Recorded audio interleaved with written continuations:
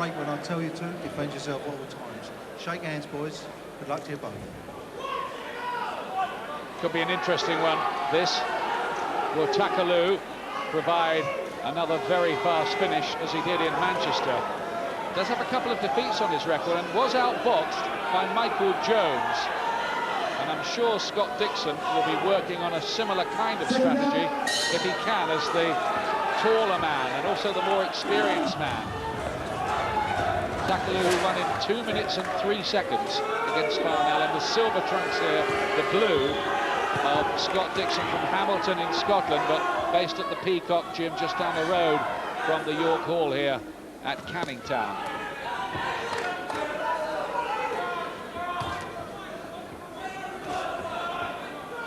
Takaloo, a much fitter boxer these days under the conditioning work of Jim MacDonald, who was a super dedicated fitness freak of a fighter himself, and a pretty good one too.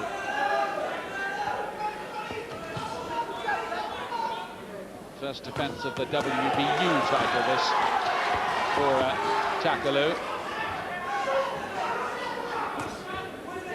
Dixon, his confidence restored, especially by the win over Jamie Moore. Good body shot there from Takaloo. Dixon's been in some very good fights along the way. Maybe a few too many hard ones for his own good.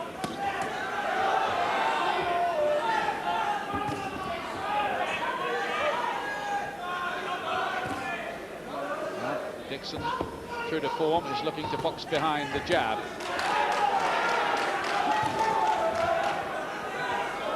But he's not really the cute jab and move type of merchant, is he? No, he's not, and you'd think Takaloo can use his strength and get to him. Did there. Head and body punch. Dixon got back with a good one of his own, mind you. Just covered up for a moment. Takaloo, after that, landed. And already this contest showing signs of igniting in round one. Lots of good left hooks going in from Dixon, but I don't know if this is the right place for him to be so early in the contest. Takaloo's confidence is so high, maybe after that big win over Farnell, that complacency might just be an enemy for him tonight. I think the Dixon camp thought pretty long and hard before agreeing to take this match. That may tell you something. He's also looking a bit tenser on the shoulders, Takaloo, so maybe there's a lot more with that win against Farnell. There's a lot more on his shoulders. Again, the body shot, left to the body was the one that did the damage, and down goes Dixon in round one. Takes a look at his corner. I think he's going to get up all right with a count at 8, but that's knocked a lot out of him, and there's quarter of a minute left in the round. Can Takaloo finish it in round one again? More punches, and down goes Dixon for a second time. Left hand, and I don't think he's going to make it. I think it's going to be round one again for Takaloo. It is. Dixon blown away, and Takaloo is in absolutely sensational form. 2 knockdowns, 1 round. Takaloo retains his title. Well, that was very impressive from Takaloo. He looked a little bit tense early on, but he started to get the punches off, and the body punch, that was the one that took everything out of Dixon. It was a tremendous left hand to the body that started the trouble, and even though there were only a few seconds left in the round, Dixon couldn't get through them. Once again, he looks as if he's hardly been in a fight. In the past, he's been to the Swiss Alps to chisel his body into condition.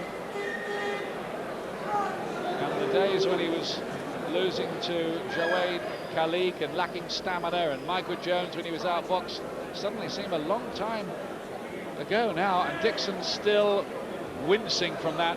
The suspicion remains that really he's a welterweight, and when he's put in with the heavier hitting light middles, it's too much for him.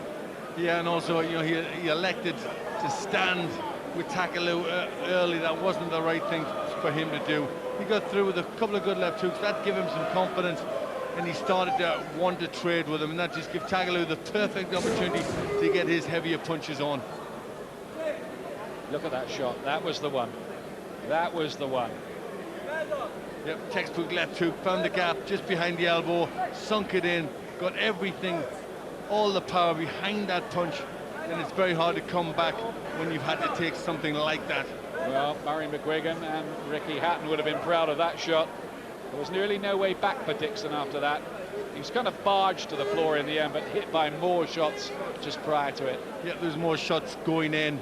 Little jab there and a short little right hand, and he went down, but he wasn't going to get through that. The strength, the power, everything was with Takaloo. He was improving very, very fast indeed. How intriguing it would be to see him in with Wayne Alexander or Steve Roberts, both of whom are at ringside, or Richard Williams, who you'll see on Tuesday night, by the way, on Sky from Liverpool. Do tune in for that. Dixon gets up. Dave Paris doesn't want to see any more of it. Over. Round one again. Oh, what a period in the career this is. They're still down there and now getting some oxygen treatment. Scott Dixon. It looks like he's going to be all right. It is precautionary, part of the many safety measures in place by the British Boxing Board of Control, with the welfare of fighters in mind. And I'm glad to see that Takaloo has not been rushing around the ring, whooping it up all the time that Dixon is on the floor. Much too respectful of his fellow professionals for that.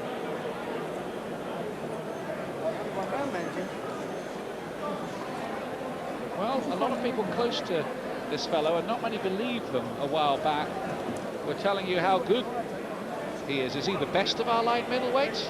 Well, I'm not sure yet. There's good people for him yet to face. I think Jim McDonald's done a tremendous job in instilling the confidence and the self-belief in Takaloo to make him this much more improved. And also, you know, he took his chance against Anthony Farnell. It paid off, and I think, you know, that'll serve him well. The oxygen mask is now off. Scott Dixon. This was for the WBU championship. They said championship of the world in announcing it, but of course there's so much chaos in world boxing. Not really a world title, if we're honest with you. And I think Takaloo would say probably the same thing about that. Oscar De La Hoya is the boss, the real boss of the light middleweights, and no question about it. And Takaloo still has to prove in the ring that he's the best in Britain. But certainly we would love to see those matches against Alexander Roberts or Richard Williams, and we hope that Scott Dixon is going to make a full recovery. It tells you what a good body shot that was, that he's still down there, and this is a man who's a physical training instructor and is super fit. Well, it was. It really caught him in the right place very early in the fight when Takaloo was very strong, getting full power behind that. And yeah, it's took an awful lot out of him, as shots like that do. He's had a lot of hard ones, Scott Dixon, along the way, and I'm sure he'll be back again. He's still only 24. I think they'll just have to be a little more circumspect in the matches they agree for him at this new weight of light middleweight. He was good enough to cope with the unbeaten Manchester youngster Jamie Moore last time, but Farnell, Roberts, and now Takaloo have all stopped him, and I think he's going to be taken out of the ring by the look of it here on the stretcher. I think this is all precaution. We must hope so. His condition will be carefully monitored, all of which just takes the shine off it a little for Takaloo himself.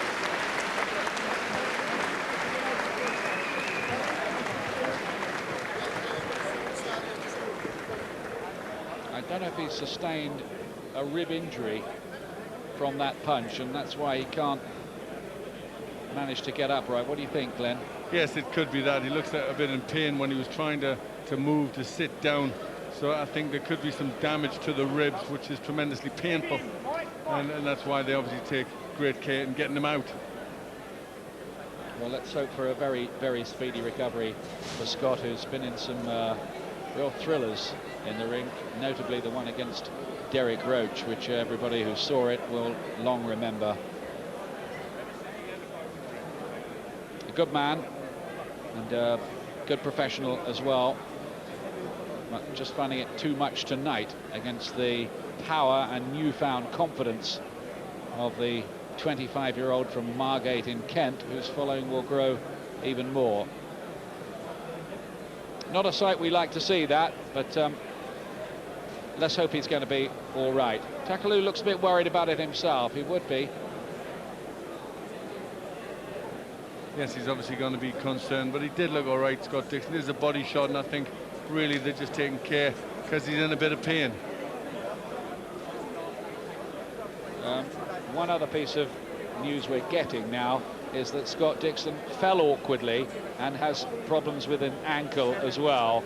And it looks like they're strapping the right ankle, so that would explain a bit more. So the good news, really, if you can have good news when your ankle's being strapped like that and you've just been knocked out by a body punch, you know what I mean, is that it's not a head injury. We're not dealing with anything of an emergency nature here. No, that explains it. They took the boot off and now strapped the ankle up. So, you know, as we thought, he is okay. You know, just in pain getting out of the ring.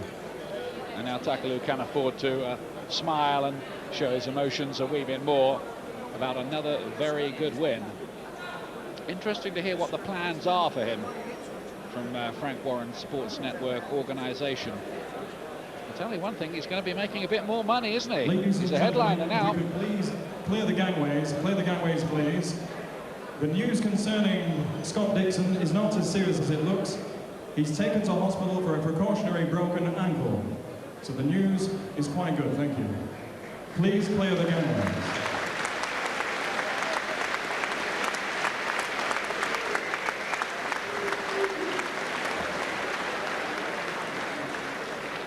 So Takaloo takes his record now to 18 wins, 14 inside schedule, the last 2 in the first round, and those 2 defeats. He looked like a fighter who was short of stamina early in his career. You can forget all that now.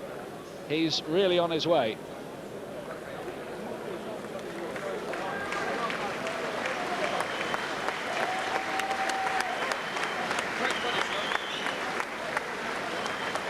Here's the official announcement anyway, belatedly coming up from our MC.